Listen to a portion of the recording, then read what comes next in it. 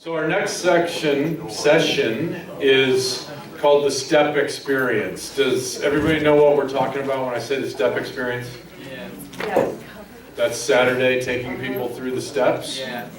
So Steve is going to come up and he's going to just recap briefly the evolution of the steps from Clarence to the current retreats. And then Gene is going to come up and he's going to share about how they do the steps out in Wisconsin. And then I'll come back up and just kind of recap a little bit, and we will then charge you with a question to go back to your small groups with. Thank you, sir. As I recounted last evening, Clarence took us through the steps one-on-one early on. But history has shown and proven that, as I read last evening, Walter Beilstein had a beautiful place where Clarence could take people through in a group. But the method of taking steps in the days that Jack and I went through and some of the earlier people was when we got to the third step and the seventh step, it was a repeat after me. So Clarence would maybe lay hands on us and okay, and he would say a prayer and we would repeat that. And so we started off at some of the retreats doing that and taking people through the steps, and it became quite cumbersome.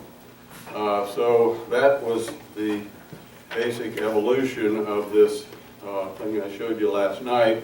We had to come out with a third step prayer, seventh step prayer, and of course going through the fourth step, as I recall showing you my worksheet, we wanted to bring to the 12-step experience at these retreats. So in '84, as I said last night, we started off, and this was it here. So over the years, Jack, BJ primarily, and Sue developed a little outline. So I didn't have a copy of the outline. Jack reminded me of that, but our early retreats, when we started going through in the groups, everybody had to bring a Bible.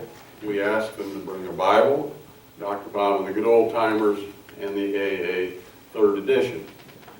Impossible. I mean, then we'd have to start selling Dr. Bob and the Good Old Timers, and people didn't have a Bible, and what's that about, and gee, I never this, and all so forth and so on. So it became very cumbersome to take people through the steps, even using this method.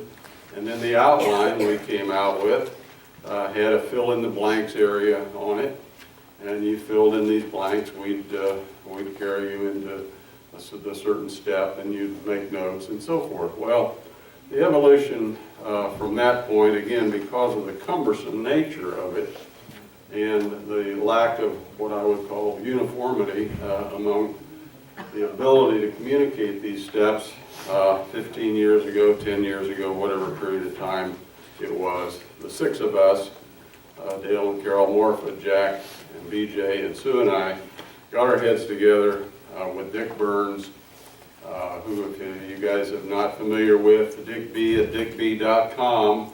You all want to make a note of that, but it's Dick B at dickb.com or www.dickb.com. You will find more history than you ever wanted to know about the evolution of Christian AA and the steps and the whole works. Anyway, Dick is a very prolific yet accurate. I am a proponent of Dick Burns.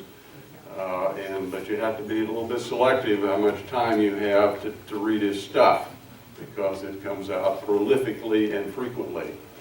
But it's good. Anyway, so his stuff is good. He edited this. We put it together, and now, of course, that's what is done, and we encourage and, if we could, demand that this legacy guide be used during the 12 steps. Initially, the 12 steps started off Steve, and it was one presenter, me. And then Jack came in, and we split the deals up, and Jack did it, one presenter in an afternoon, and so we continued in that mode. Then about 10 years ago or whatever, Jack felt like and we concurred, a panel would be useful. So the opinions started arising on, gee, I like the panel better than I like the individual. Well, no, I like the individual better because Steve did it this way or Jack did it this way. And so this is not a controversy, it's a choice of what is most useful, convenient, what you like. Now, the panel, of course, is divided, and Jack might, or somebody might explain it, but somebody reads from Dr. Bob, but out of here. Somebody reads the Bible verses, but out of here. And somebody reads the big book, but out of here. So it's a splitting up of the job description. And so it's easier on the person. I can assure you that standing here 4 hours, 5 hours in doing these steps, I have, I did last year, I'll continue to do them that way, I'm a preference of the single presenter, but my single presenter approach is from Clarence Snyder. Then you have Jack, and his approach is the panel. Works great. It ain't broke. We're not going to fix that.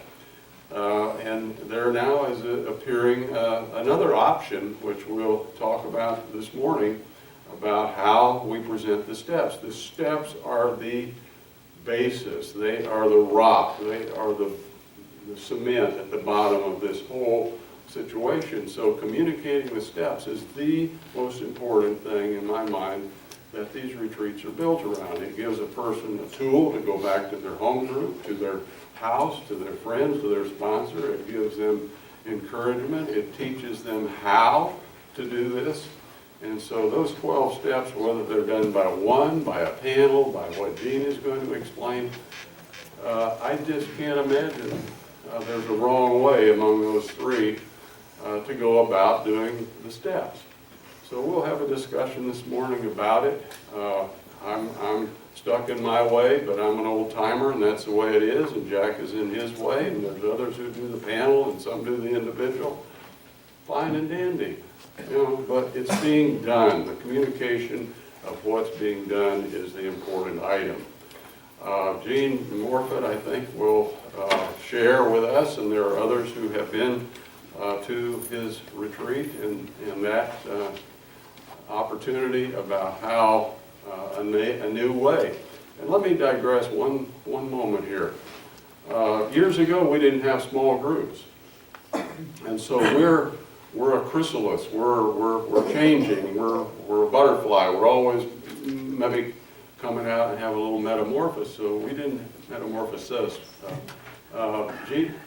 Years ago, we had no small groups. Well, either Gene, Dale, or a guy named Al Tomlinson said, "Oh, I think let's have a small group after each speaker. We can sit down and discuss it." And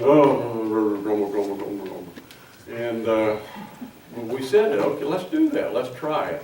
So we're in the let's try it mode. Let's try the panel. It's working. Ain't broke, don't fix it. Gene's got a deal going. Ain't broke for him. Let's talk about it. And we got the single presenter. So there is always an openness, which is the point of this weekend. Let's talk about it. What do we got going in your area that's working for you? Share it. Gene?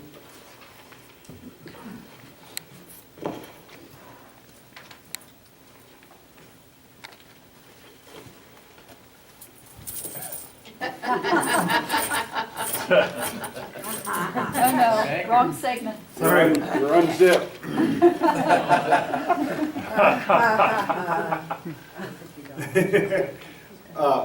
When my dad was alive, we were talking about the steps and the different formats, the two formats that Steve already spoke of. And for me,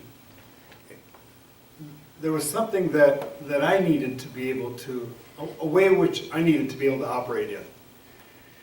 And so we decided, after Dad was gone, because I talked to Dad about doing the steps in the groups, and he was in favor of it, but there are practical issues in doing it that are difficult to surmount, not insurmountable, but difficult to tackle. those of you who've tried it or done some of it, you understand that it's not the easiest thing to do, but for me, it's what I wanted to go after. And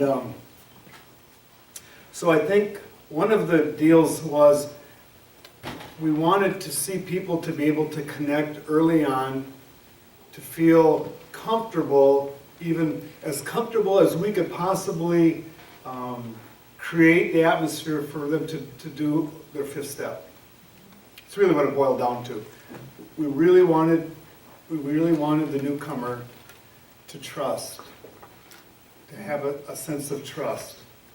And so it's really part of the reason why we decided to initiate the steps in the group. So what we do is on Friday night, our speaker has in their talk their experience with steps 1 and 2. And if we have 2 speakers, both of them do something in that line. And then when we go to small group, we go right into the legacy book Friday night, and we do steps 1 and 2 in the legacy book. So then on Friday morning, our speaker does steps 3 through 5 in their life. And then we go into small group, and that takes us through lunch. And we come back after lunch. This time after lunch has been moving because we want enough time to do 5th steps. So approximately 1:30, 2 o'clock, we come back and we do steps 6 through 9. And then go back to small group and go through that part of the legacy book. A couple of the things that I've wanted to focus on in doing this is that I had a sense that it would help the person who's now been to the retreat once feel more confident in sponsoring people. So that if they had the whole weekend, if you will, with this new person, now when they go back home, at least for some people, now some people just will go home and sponsor just because that's how they're internally wired, but other people sometimes need confidence building places, and so I felt like this was offering that. And the third part was, and this really became evident after about 2 retreats, even the first one, is that there was a lot more pressure now on group leaders. Because if you will, each group leader was what Steve described or what Jack did, and that is, to present the step, to go through the step, to make sure that the legacy book was covered. And believe me, we had people who took shortcuts. They might read the book twice, but they love to tell their story. And we had people who rifled through the legacy book and not even give time to, discuss some certain aspects of how the step works. So training group leaders then became a major part of what we do to make this approach work. So for me personally, I love all of that. I love training group leaders. I love helping people sponsor.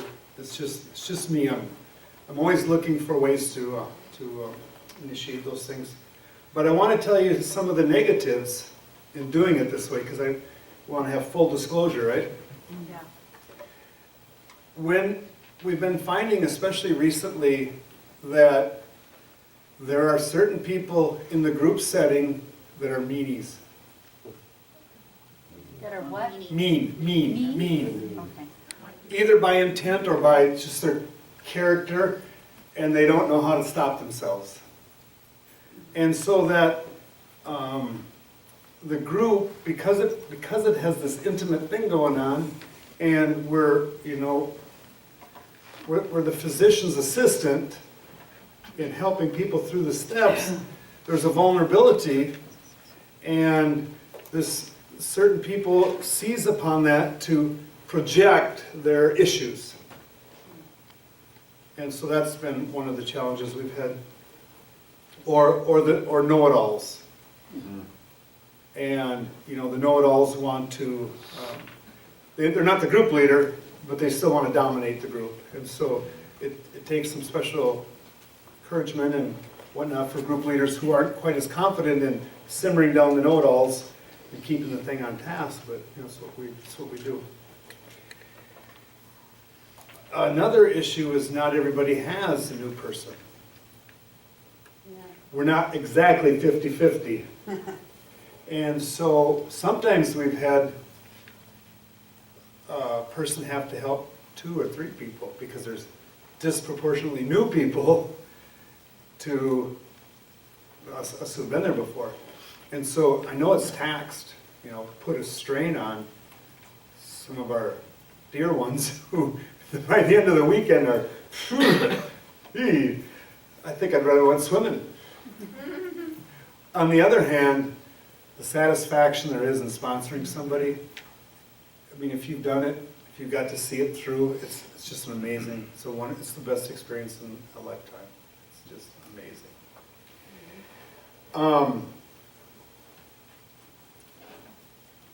So to be perfectly honest, like I haven't been up to this point, right? We're still in a chrysalis. We're still metamorphizing. This year, we're going to meet with the group leaders prior to the retreat, which is just in a couple weeks. And we're going to break the groups down smaller yet, so that there's probably 4 people to a group. Somebody who's well-versed in what we do, somebody who's at least been through the training on being a group leader sponsor, and 2 or 3 new people, depending on how the dynamics work out. So that the person who's been through the retreat who's going to sponsor is even pressed with more level of confidence. Getting to see it that close, because when it's a bigger group, you still get to stay in the background some. And I'm a guy who always pushes people forward, right? I mean, my people know that I'm, yeah. Yeah, I know that. Crafty fellow that I am. But, so then the flip side of the issue is salvaging the meanies and the know-it-alls. Because they're important. God's not done with any of us yet, right? Right. And so we'll probably have to have a group for the folks who aren't sponsoring people or group leaders for the weekend. And that's a challenge because some of them know they're being left out intentionally. But we want to go a certain direction. And so there's some pain in establishing who we are. And, well, we don't want to be mean to anybody, but we have a certain direction we want to go. And if some people don't get it, I'm sorry. I really am sorry. I don't want nobody to not get it. I want everybody to get it. The value of what it is to come in, to have this life-changing experience. Then the next life-changing experience is somebody else, helping somebody else have a life-changing experience, right? I mean, that's what we are. That's what we're about. And so those are the challenges of having a small group and the benefits of having a small group. Thank you.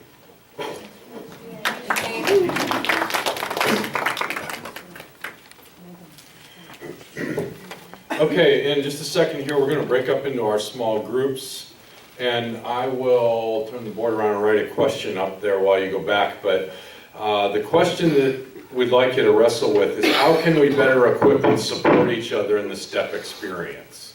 So we have different methodologies that some we know and we're familiar with, depending on where we're from, and some we're not.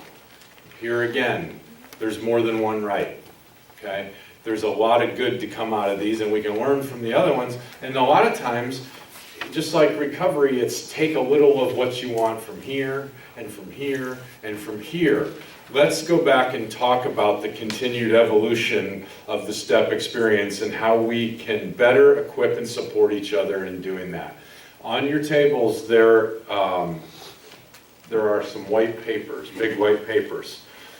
I need for you to answer that question and have it down on there. Let's come back with some ideas about this. about the STEP experience. We want to continue to push on that. And then we're going to put them up here and we're going to process through it like we did yesterday.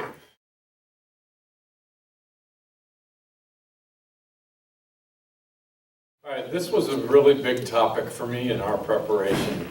And the question I asked myself and I pushed on a lot was, how do we effectively engage the participant within the framework of whatever the methodology is? So if it's a panel, how do we effectively engage the participant? Because I don't know about you guys, but if you're going to read to me, I'm gone. You lose me. I need to interact. I do not do well with somebody talking at me, reading to me.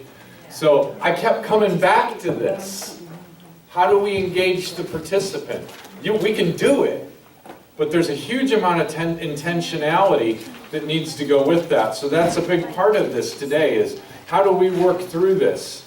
So Courtney, what did your group come up with? I know you had a lot of discussion going on. What did it look like?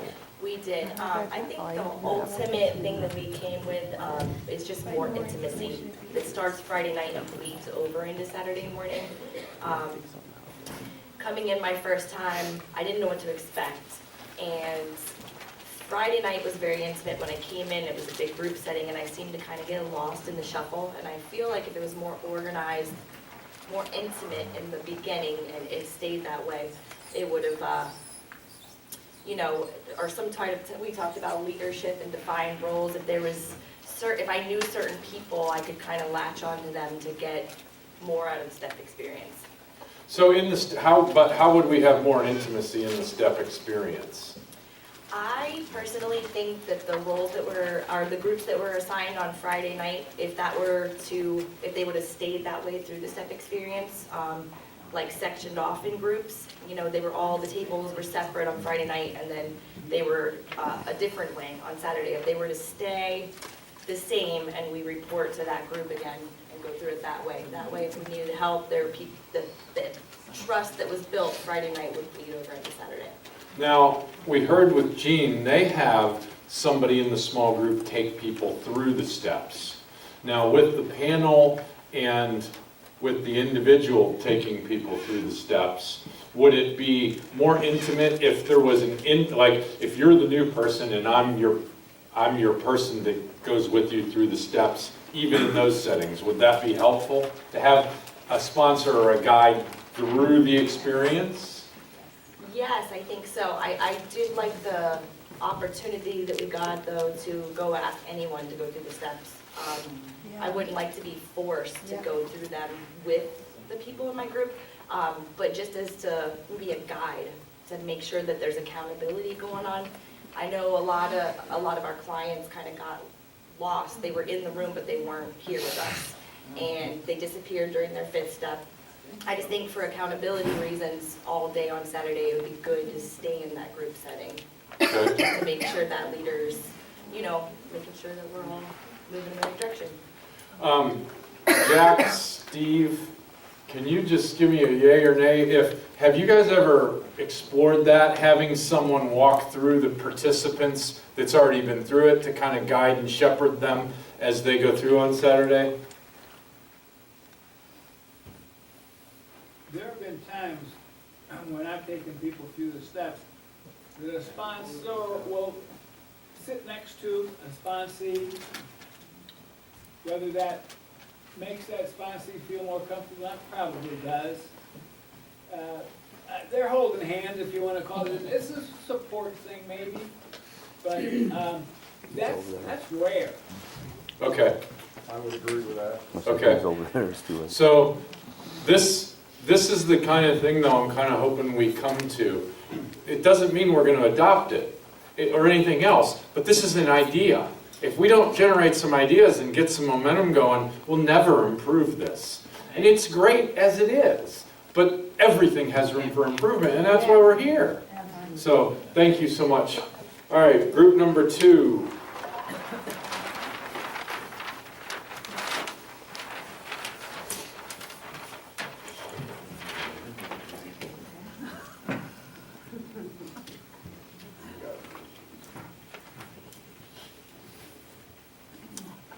All right. Know how to move that? Oh, there you go. I'm just gonna save some time. Okay, why don't you share with me what you guys came up with in your group? We came up with training, and through that training, we wanted to emphasize on the core values of the Came to Believe retreat, which would be you only go 1 through 9 once, and that step 7 actually works, and that anyone who's teaching or bringing anyone through the steps or doing the panel has to match the blue book. We also thought that the step method should be left to the decisions of the leadership, and that we should be picky and intentional when picking step leaders or panel members or the individual who's bringing it through. And that repeat people have to have avenues for growth in order to become able to bring people through the steps. Good. Okay, so we are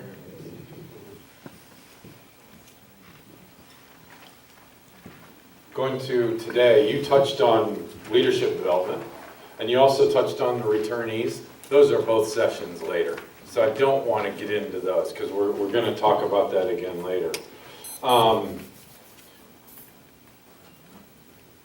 Step method left to the decision of the leaders.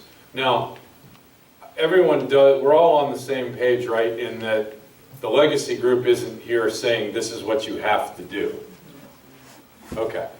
This is about empowering you to make more qualified decisions as to what you want to do, and then saying how can we support you in that, correct?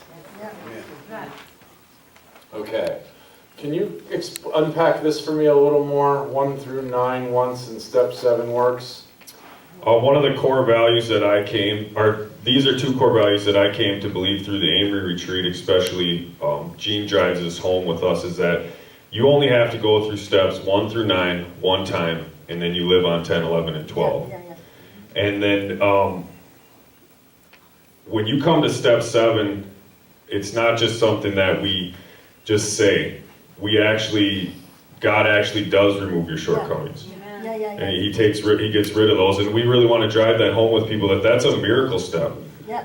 It's not just something that, okay, now we go home and we take step 6 and we just work on all our little character defects and polish them up and hopefully get better each day. No, we give those to God and He actually removes them.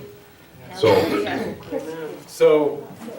you're going to get a chance to speak for Gene here.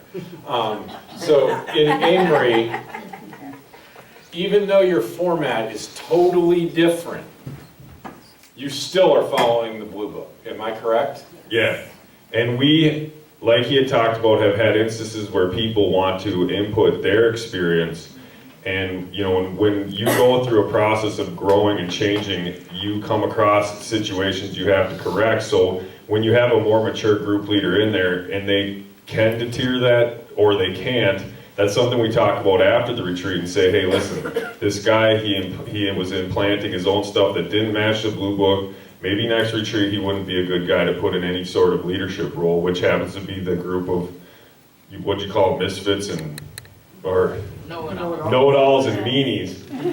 So when we do our training, we meet a week before, and we train all our group leaders, which we went through a rigorous task of picking after going over what we had done the last retreat. And then we take them group leaders through stuff like this. So like when we have an issue at the first retreat, or the retreat prior, let's say, was they weren't sticking to the blue book, at the training before the next retreat, we will go, you got to stick to the blue book. You can't just input your experience that you worked on step 6 and you were able to get over them on yourself. No, we have to stick to the fact that the blue book teaches step 7 works, and that's where we're going to go with this. So, is it a safe assumption that to take somebody through the blue book correctly takes both training and tremendous practice? yes. So this isn't well, we all got one, we ought to be able to do it, right? No. Because if we're not familiar with the material and they're intimately familiar, it's going to be hard to be authentic with it. It's going to be hard to engage the participants without diverting from the book, isn't it? Yeah. Yeah. All right, thank you very much.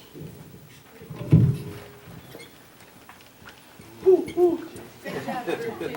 All right, group 3. Go get him, group three. Can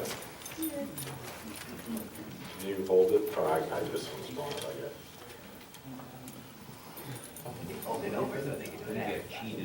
All right. So explain to me what we got here. All right, what we got here is one of the first thing we got here is that the person or panel must be experienced. And then we have somebody had mentioned people who, when hearing all this information, everything just kind of goes over their head. Those people should have some time to ask questions, or somebody who can, kind of guide them in the right direction, or give them some kind of understanding as to what's going on, so that they don't get lost in the shuffle. We realize that could have a major effect on our strict 4 to 5 hour time schedule. So that's something that, maybe we can come up with. Another person said, if you have any questions not answered, write it down and talk to your sponsor afterwards. And to emphasize sponsorship, how important that is. And Can I interrupt and ask you yeah, a go ahead. question? If you have a question not answered, write it down and talk to your sponsor afterwards. Well, but don't a lot of the people that come, their sponsors haven't come? Isn't that a real problem though then? It could very much be a conflict of interest, yes, Okay, because a lot of sponsors don't agree with what we got going on here. so how might we resolve that issue? Get a new sponsor.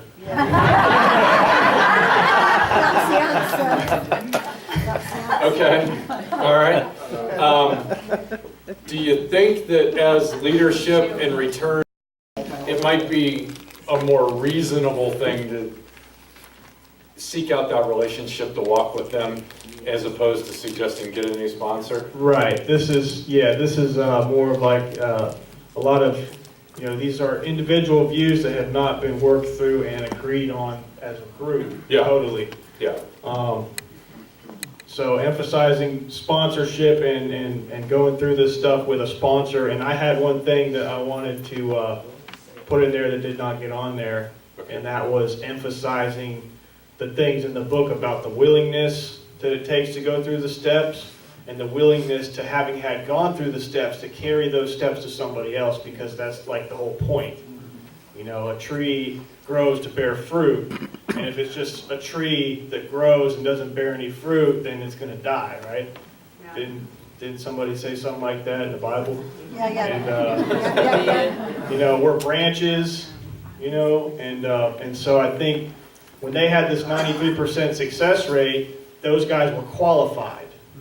It was not just like anybody walked through the door and, we'll take you through the steps. Those guys okay, you're going to have to be able to take this same message to other people. Otherwise, you're not going to stop drinking. You're going to drink again. You need to be ready to surrender. These are things that you need to be qualified to do before I even waste my time with you. That was when we had this 93% success. And now you pay $165, you come in and we'll take you through the steps. So I'm not saying that we need to weed people out, but I'm saying that there should be emphasis on that qualification before we even get started or through that process, so that people don't leave here and say, yeah, I did those steps and they don't work, or whatever. Yeah, so the qualifying Right. needs to be better. Yeah, that's what I That's think. just an all-around recovery problem, Right. isn't it? Absolutely. So let me make sure I hear what you're saying. You're saying that we came to believe, we go through the steps, we're exposed to them, we have a life-changing experience, but the growth happens through helping others. Helping others is the Right. fertilizer for that growth. Is that correct? Yes. Okay. Anything else you'd like to share? No. That's about it. Okay. Good job, Shelby. Good job, Shelby. Group number 4. April.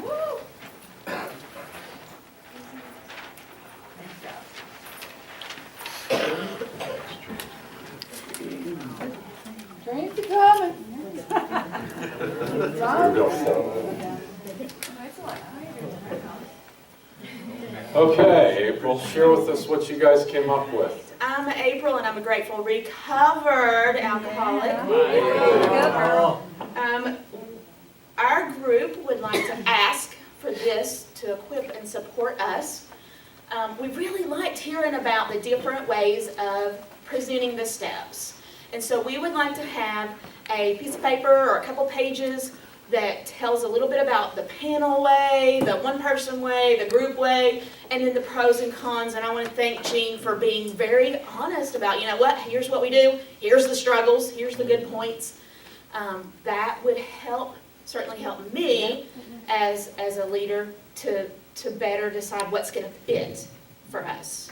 So you really did a fantastic job. You actually answered the question that you were given with that. didn't you? I would kind of do that. That's I'm a little- great. And I think we're actually moving in that direction. That is one of our goals, is correct, Sue, is to have a conclusion, which in this case would have the different methodologies and the pros and cons. So we're moving in that direction. If you guys don't see it within the next few weeks, push back on us and ask where it is, please.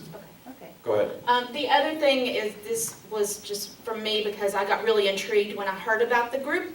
I'm going to go visit. I don't know when I'll make it up. Hopefully maybe in September. Sharon and I are going to talk a little bit about that. But if not, by the spring, God, Lord willing, I will go visit.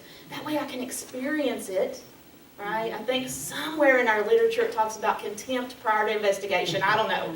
But, so I need to go investigate. I'm interested. I'll go investigate. And then we did talk about that needing to have that small group.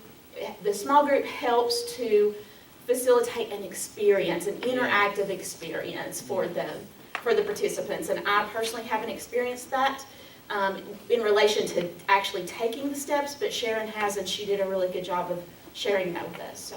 All right, April, so tell everyone, so everyone's on the same page, what the method is at the group that you're part of the leadership of. Okay, I'm at Lake Junaluska in North Carolina, and the only way that I've experienced doing the steps with Came to Believe is with a panel. It worked for me. I'm here, I'm sober, I'm clean. The steps work, and that works. I've participated on the panel. One of the things that I do, and this is just me personally, is when I'm on the panel, when it comes time to pray, I get up off the panel and go and pray with some of the women. For me, that makes it more powerful and real for me, going through the steps again, and also it helps bring us together in unity in that prayer before our Lord. So with the panel, you made the comment, it works, I'm here, and so we all know it works, right? Mm-hmm. What we're really trying to do, though, is push on how it can work better. So could you maybe give me some ideas, because you have some experience in your professional life with this kind of stuff. Do you think you might be able to give me a couple ideas of how we might be able to push on that a little and make it work better? Okay, the more interactive that we can make it, the better. We certainly don't want to open the floor to all day long, blah, blah, blah, so it has to be really direct. Just some ideas I've had is maybe instead of, when we're doing the panel, instead of it only being the panel that reads, maybe we can have some volunteers ahead of time. We've just talked with them, showed them exactly what we want them to read. That's another way of just drawing them in, keeps their attention. Ooh, I'm going to read, right? And they've agreed to it, so they're not sweating bullets. But they know their part's coming up at some point. But just whatever we can do to keep people engaged. Because 4 hours or 5 hours, I don't care how many breaks you get or whatever, your butt is sitting in that chair, and at some point your brain clicks off. It just does. Now, do you think that, like you do the panel, Gene does the small group, one of the things he does is he invests a lot in the small group leaders so they can guide and help the participants through it, okay? Would it be helpful to spend some time training interactive leaders that throughout the panel experience could interact with people? Is there a way that some of these principles could come together? Do you think maybe worth even thinking about, or is it? absolutely worth thinking about, worth investigating. I have not put a lot of thought into that particular scenario, but yeah, whatever, if we can, let's explore it. I'm Cool. completely will explore it. All right, Thank you. thank you. You're welcome. Five, group five. Cody,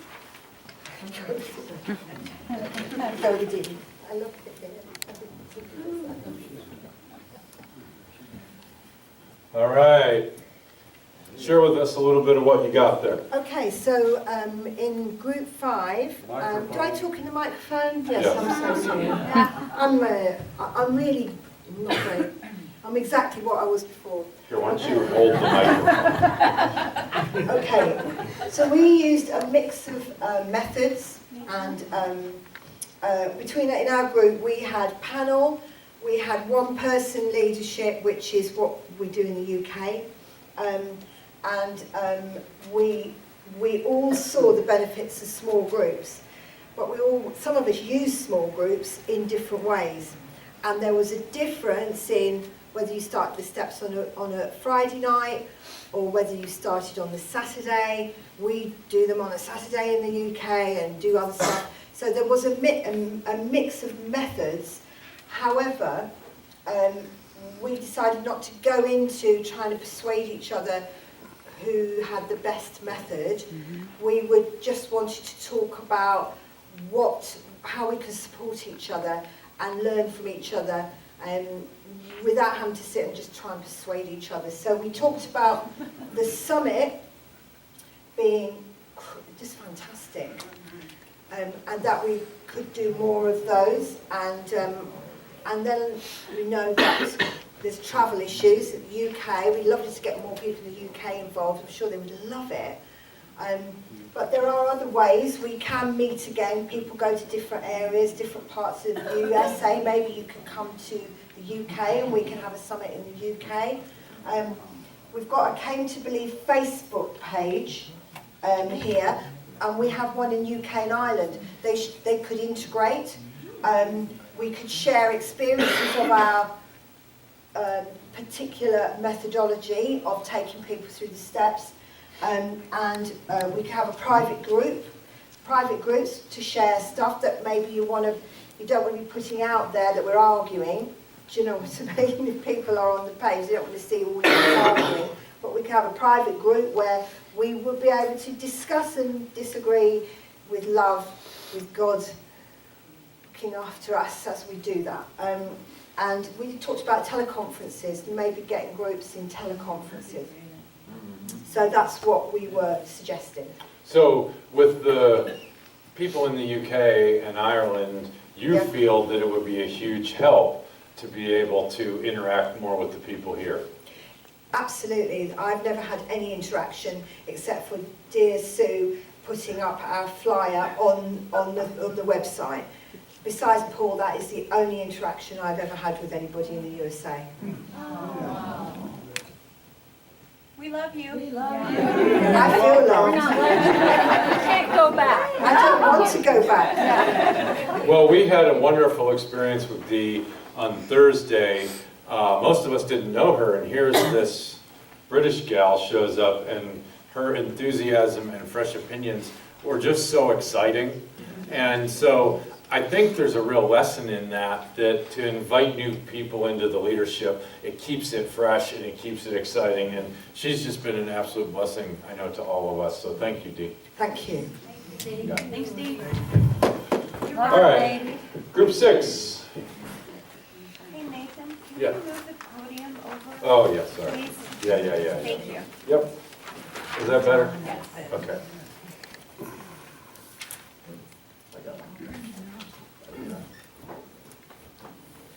All right. So you just take that out, there you go. I'll do that. All right. Oh yeah, group 6, in the beginning, we had a lot of discussion about being able to rotate the different presenters. As we talked about that if we have the same presenters all the time, we lose the returning people. So it would be good to have a fresh take, so we don't lose the people that don't tend to come because they've already heard that person. So that was what we talked about. We also talked that we needed to have more intimacy, kind of along with what Courtney said. Because we don't have intimacy with the fifth step, then the newcomers were left, trying to find somebody to do the fifth step with, and they may not have even gotten close to somebody who is with the retreat, or has done it with the retreat. So that's how we got to the training. Well, we need to train up the leaders, which everybody's basically agreed on that. And then we talked about the follow-up.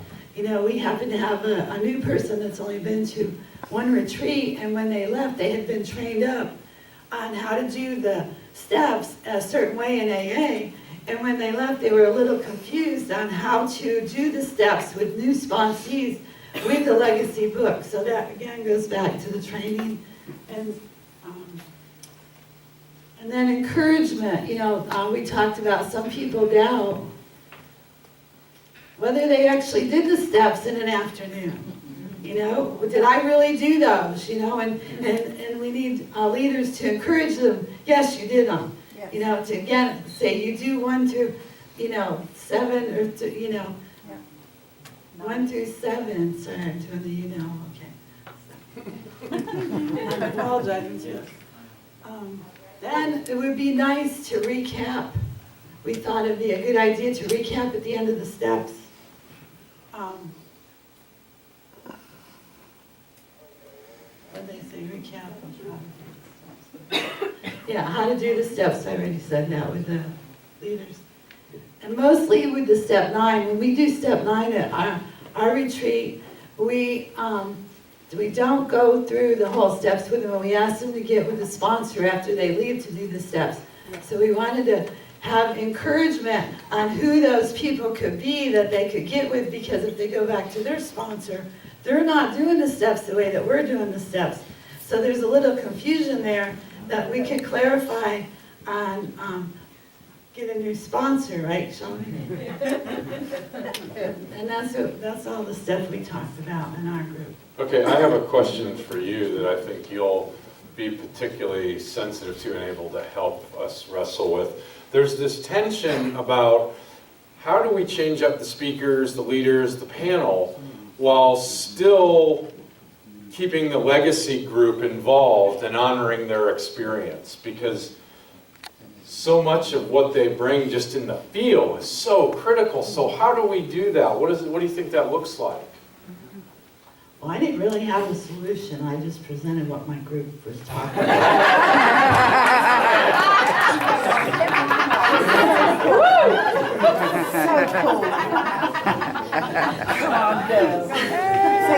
But I'm going to put you on the spot and make you wrestle with this with me. So how do we do that? Okay, well, I'd be willing to do that with you.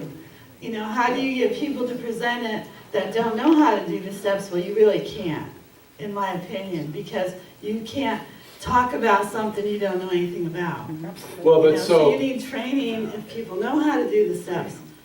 If people know how to do the steps, you learn how to do the steps by taking other people through the steps. Yes. You go through them, you experience them, and then you can take other people through the steps. Yeah. But so last night we talked about training people to do the opening. Okay? Now we're talking about other people going through, taking people through the steps. Well, if Jack and BJ come and someone else is doing the opening and someone else is taking people through the steps, what are they going to do? Just hang out? So I'm good with that. the legacy group, all of the old timers bring a feel and an excitement, and people are thrilled to be a part of that. How do we keep that going? How do we? There's a tension between transition and keeping, wanting them here, and you see where I'm going now? I do. I see exactly where you're going. I understand your question better. Okay. And I think the solution is training. I look at now I'm not saying this is right or wrong, but this is what I've seen. We've all, I don't know, most of us have been to AA business meetings. And you have people that come in and they run it for a while. And then they train other people to do it, and they kind of sit around and just monitor what the other people are doing, but they're not running it anymore. They let the other people come in and run it while they're watching and guide them on the way how to do it. So as we age, that's how it doesn't get lost from generation to generation and transition, is you have, we need the older spokesman, what we call them, the older spokesman, to guide the new people. Otherwise, we're just going to be left to our own devices, and we all know what happens when we are left to our own devices. So, in my opinion, that's how that would work, is as you bring other people in to do that, you can say, okay, well, like when I heard G when he was talking about the leadership. Well, we have the know-it-alls, we have the meetings, we all have those in all of our groups, and we know who they are. And they probably know who they are too. But I'm just gonna ask y'all one question. How's this work? Real good. Real good. The steps work real good, and training other people to do them. And like I know there's a lot of people here who've been working the steps for many, many years, and then we have a lot of new people that are brand new to it. So that's that integration of, I'm gonna spend time with the new people because I want them to learn, Well, I think you definitely answered the question. Let me ask you another question though. Do you think that it's important in carrying forward the feel and the ethos of Came to Believe that this conveying the spiritual experience as Clarence did and Steve and Jack and BJ and Sue did, that we go to them and ask their blessing and ask for their anointing as we go, and we seek out their guidance and opinion with new ideas and through? Absolutely. Absolutely. I wouldn't even question that. That their opinions, are very, very valuable, and to move forward without it would be futile, in my opinion. That their leadership and guidance, I'll be really honest with you, they've been like my parents, in life, so to do anything, I ask them stuff in my everyday big decisions, so especially in a retreat setting, before we move or change anything in our retreat, they have to have a concurrence in it. Did I answer that? It most certainly did, and I agree, but I wanted us to say that out loud, so Okay. thank you so You're much. welcome. Jean, could you come back up here with me for a minute, please? Thanks, Kim. Thank you, Kim. Thanks, Can I ask for a Thank you, question Pam. that, what is it that we do that would make a person decide we're not approachable? I had someone say, well, I wonder why I never called about that. Can I go And now? so there may be some things we're doing that would make people think they shouldn't call. You mean like interrupting the presenter in the middle of the? Yes, like that. Oh. Or never calling back. Or never calling back. Never calling back, or something like that. So that, Sue is asking, let me repeat the question so everyone could hear it. She said, is there something that they do that makes them unapproachable where people would feel uncomfortable? I mean, you may all have garnered this already. I'm kind of a bull in a china shop. If I decide I like you and want to know you, I'll chase you down. I don't worry too much about that. But not everyone was like that. And I certainly understand that. Are there things that they do that makes them feel a little unapproachable to you? If there are, I would wager you're probably uncomfortable to say that now in front of them. If that's the case, come find me or one of them later, and feel free to share that, and we'll try and wrestle with it. I'll put them on the spot for you.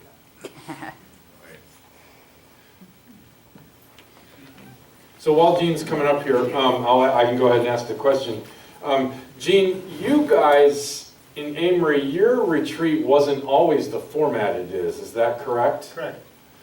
Can you share with me how you transitioned? Because I know, for instance, in the church world, churches that want to transition from a traditional format to more modern, contextual, trying to reach people in their community, they really struggle with that. It's very difficult, and they call people like me, and there's lots of them that'll come in as consultants and help them wrestle with that. So how did you guys transition your retreat from one method to what you do now? Bada bing, bada bang, bada boom. All right then, time for lunch, we're out. There you go, Leslie. Good work. It was hard at first, and I just did it one year. And it has been, people have been bruised along the way. There has been stuff that's happened through that. We had about 3 or 4 with the groups. And, you know, like Steve said, murmur, murmur, murmur, murmur, murmur. I got murmur, murmur, more than that. Still have my head on my shoulders. But, so we said, let's maybe do one retreat, the classical, if you will, or more standard format, and one with the group format. Ooh, I like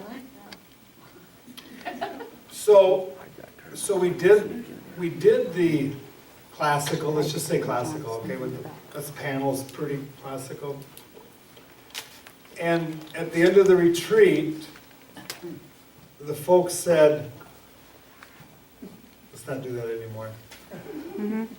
So we did experiment, we gave it a try, then we said, well, let's see if, just because we're doing it this way doesn't mean it's the best for us, let's try the other way also, but we really found this works best for us.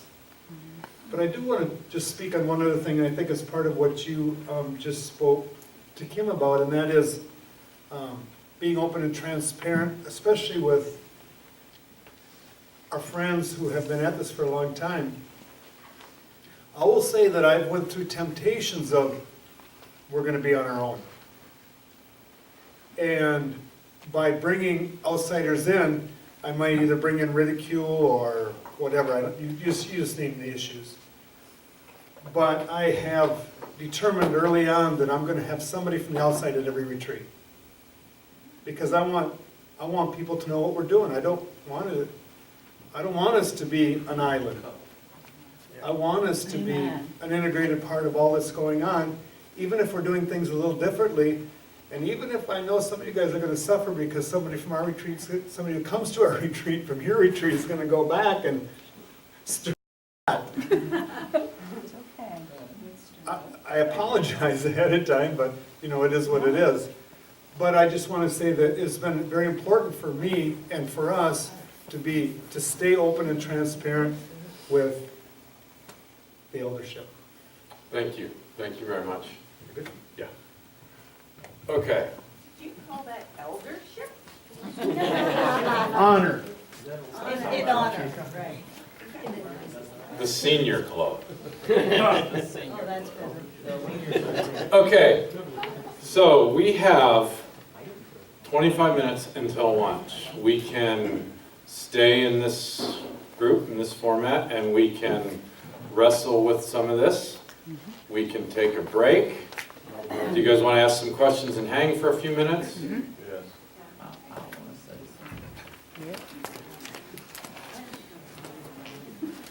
It's been great to hear people recount their early came to believe experience and the way that things, and with that being said, it's almost been a bit of a high school reunion of sorts. I mean, just to see people or to meet people that you've heard about for a long period of time.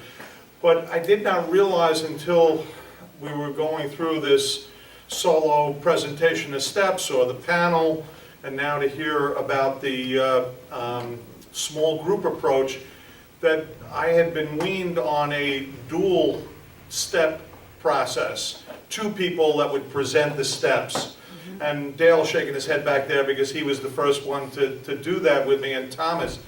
And to have 2 people gives that, I've seen Steve at the end of the step, he's like, you know, the warrior that's melted into the carpet because it's just been a long, arduous thing. The panel gives you a little bit of variety, but that 2-person approach is really powerful, I have found. And I don't know how, but I forgot all about it, and I'm so glad to have gone back to that thought process. And I wanted to put on top of that, along with that 2-person approach to the steps, I had somehow got into my thick head that a shared leadership experience was also a real good approach as well. So I have been into a co-leadership mindset for a long time, and it just makes that burden so much lighter and so much more talented than it would be otherwise. The step process that I did at one point with Diane Robinson, my partner at the time in New York, was a man and a woman together doing the step presentation, and the feedback was great because, and this is from a business background, the women had the woman to connect with, and the men to the man. It was almost like you covered all of the bases, and so that interaction was phenomenal, you know. So I just wanted to put that on the table before we just kind of went on to those three. There's really four, in my opinion, of the possibility of step presentation. Thank you.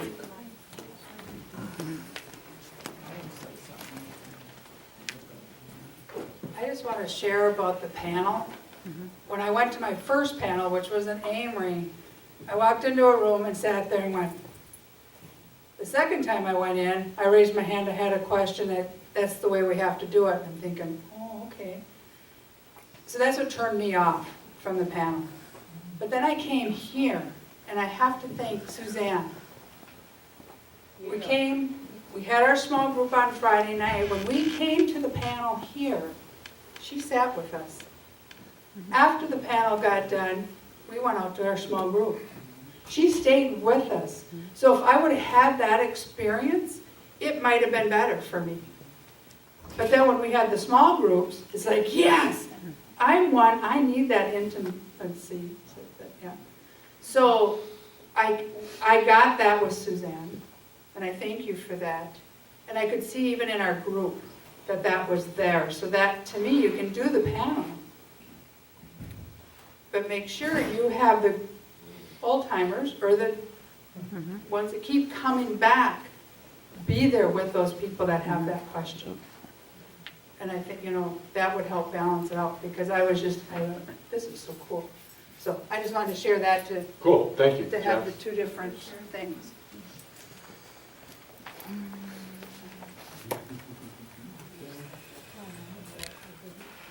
I just want to address the question about that started this whole thing this weekend. Who are we here for this weekend? And that was supposed to be the newcomers.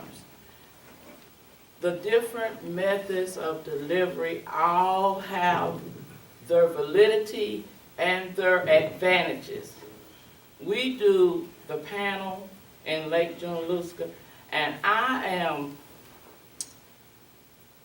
a person that believes experience means something. So I'm saying that to say when we have our panel and we have Jack and Steve, these are people that I say like professionals. So they know the book, they know how to present the material. You don't have this problem like the other man was saying about somebody coming in wanting to spend all the time telling their story when they're supposed to be leading the people through the steps. My other issue is this. We are trying to change lives by connecting to the newcomers. I brought this up in our group. If I bring somebody here because I have money and I have love and I care for this person, and I'm not a sponsor where I live and I've never been an alcoholic, but because I love you and I know that you're struggling with the problem, I bring you here. You have a third grade education. You can't really comprehend the material in the steps. But it's not just about knowing the material. It's the experience that we're trying to get the newcomer to have with people that had the same problem they have and show them a different way. So I said, well, maybe like the word was on the paper, concede. If I have a third grade education and I don't know what concede means, and they're going through the steps, and you can't take 5 minutes for the person sitting next to me and for me to say, do you know what that means? oh, we don't have time, it's so strict. I said this, between the lunch breaks or the smoke breaks, somebody that has been through the steps before, we should mingle among the newcomers and say, was there anything in step one, step two, whatever, that you didn't get or whatever? Don't just let the person continue to sit there in a state of not understanding and us not address it, because that's why we brought them here, to empower them and to connect with them to get what it is that we're trying to offer. Amen. Thank you, Janice. For any of you that can't pick up on, Janice has just unbelievable energy, and up at Lake Junaluska, she's such a pleasure to have there, so thank you. Here you go, listen. Did you want to hear something? Just real quick, the last panel I saw, there were 4 people on it, and 3 of them spoke very well, and the third one I could not hear. Okay. BJ, did you want to say something? Yes, please. How's the work? Real good. Right. In 1981, I was one of the first ones to sit in Steve's steps and go through the steps with Steve Foreman, and it has worked ever since. However, at that time, there was a life-changing sentence that I heard as a non-drinker and a non-druggie that changed my life. Unfortunately, it has been left out of the legacy books in the first 4 publications, but we have added it in the 5th. And that is, our liquor was but a symptom. Yes. Was but a symptom. So I want to encourage, as we're thinking about the steps, the steps too are for the all that we refer to and we talk about. They are life-changing for whatever the ism is. And so I really hope that when we are promoting the steps and asking people to come take the steps, that we will make sure that we are encouraging those family members to come along also. Yes. Thank you. Thanks, BJ. Just stand up. He wants to, Jack wants to run. Well, Jack's moving, I'll talk. Here, Jack, stay there. Just stay there, I'll bring it to you. That's all right. When first asked about this, oh, we've got the panel, we've got the single person, we got the small group, well, what do you think's best? My answer was, it depends. It depends. What we got here in Leesburg is we have size. We'll have 70 to 100, I don't know how many we had last time, 120, 110. We have opportunities other than the steps that we present here because of our size, and I would ask those who have been here for the Love, Relationships, and Spiritual Growth class, or the How to Live Like a King's Kid class, or Living Steps 10, 11, and 12 seminar, or My Father's Embrace. These go on while the step panel is doing that in here. And we do encourage, as Suzanne did so well, that we have experienced people be here for the 5th step. And that typically occurs at lunch.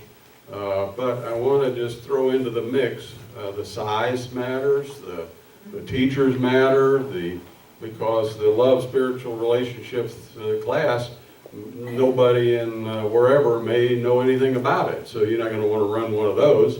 But here, until somebody comes up and says, I don't think you ought to do that anymore, we're trying to teach families how to get back together and how to talk about relationships between husbands and wives and girls and boyfriends and so on. So that goes on during the panel. So it depends. That's a good answer for y'all. It depends. I mean, if you have 25 people, you got a situation. If you got 60 people, you got a situation. You got 120 people. So that's. Well, and Steve, would you say that it isn't as if you can just change one thing in a retreat. If you change this thing, it touches 10 others, and you have to account for the effect it has across the entire retreat. Well, at least at Leesburg, that would be my answer there. I can't talk about Wisconsin or here or there or whatever. Junaluska, we've been there a couple times. We've been to a lot of these retreats, as many of you know. But yeah, it would have an impact if we changed to the Friday night, Saturday, and did the speaker thing. And I'm not saying we will or we won't, because we'll have a little committee meeting in the next couple, 3 or 4 weeks, or maybe even Sunday, and say, hey, are these other offerings we have meaningful to anybody? Is it important to have the spiritual growth class? Well, if suddenly those things become meaningless, or nobody likes them, or we ain't ever learned anything from them, or we only go to humor you and me, then I say we're done, with that. We're going to try Plan B. So that would be a thing I throw into this mix. That it depends. Well, and I bring that up for the sole reason that we've all heard people that have come to retreats complain about one aspect. And a real good response is to say, well, thank you for sharing that with me, but you got to understand that if we change that one thing, it's going to affect all the other things that you love. They all work together. Right. So that's really why I brought that up. Jack? To address getting questions answered. You're going through the steps, or something isn't answered, there's something that is undecided, there's something that you have a question about steps or whatever in the retreat. Now at Leesburg, we all have name tags. And certain of us have ribbons on our name tags. And it's pointed out on Friday night that if anything comes up during the retreat that you have a question about, seek out somebody with that ribbon on his name tag, and if they can't give you the answer, they'll find the answer for you. So there is a method in place here to address these kinds of situations, and it doesn't slow down the step process necessarily by answering a whole bushel basket of questions on one afternoon. Now that's something you might want to try in your location too, is identify your old timers. Your people who have been around a while, who understand, who have the answers. That's all. Thank you. Thanks, Jack. All right, so we are going to get ready to go to lunch here. Carol. Oh, Carol, come on up. Oh, of course, you. Yes. Thank you for yelling at me and still not letting that go. There you go. Just a couple things. One thing we missed in the evolution of the going through the steps. The first few times after Steve took us through the steps the first time, Dale and I did them together, I think for about 3 years.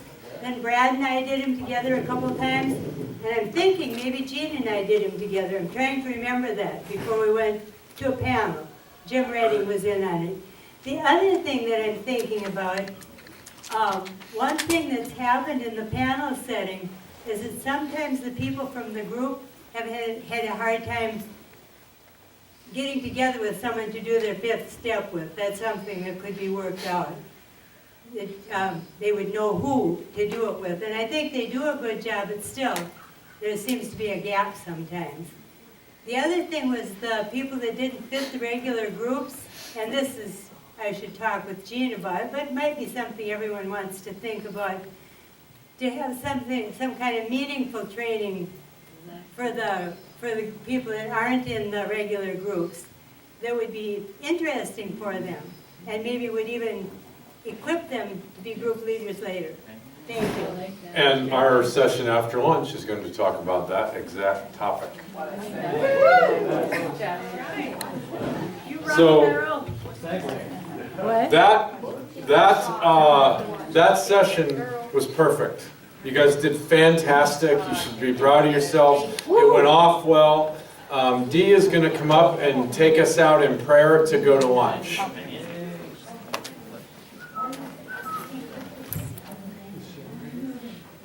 Oh, Heavenly Father, thank you so much for helping and guiding us through a sticky old road. You are all powerful. You love us. You gave your Son for us. You are helping us to introduce the broken to your Son. We have ideas. You will guide us. You will help us to communicate and be better and to fit to situations and to understand what is needed in each particular group. Lord, thank you for this, and thank you for helping us to become better at what we do and open our spirits. Thank you for opening our spirits. Thank you for opening our minds to other people's ideas without arguing. We've done well with you, with us, Lord, helping us to be better people. Amen. Amen.